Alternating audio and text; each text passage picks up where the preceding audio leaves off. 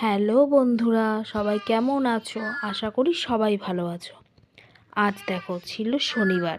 শনিবার সকালবেলায় ঘুম থেকে উঠে তাড়াতাড়ি স্নান সেরে করে ফেললাম পুজো। কারণ আমাদের বাড়ির মা মনসা আছে, শনিবার করে তার দুধকলা দিতে হয়।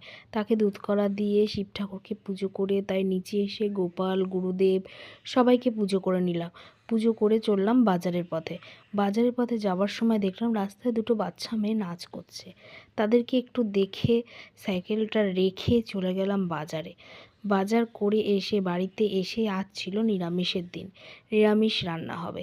তাই নিরামিষ রান্না করে ফেললাম। একটা সবজি, ধোকার তরকারি, আর ছিল গরম গরম ভাত, গাজর আলু ভাজা, চাটনি আর পাঁপড় ছিল, কিন্তু সব কিছু তো ভিডিওতে দেখানো যায় না।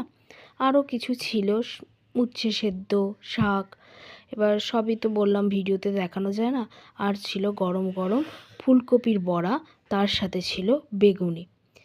বন্ধুরা, তোমাদের সঙ্গে দেখা হচ্ছে নেক্সট ভিডিওতে।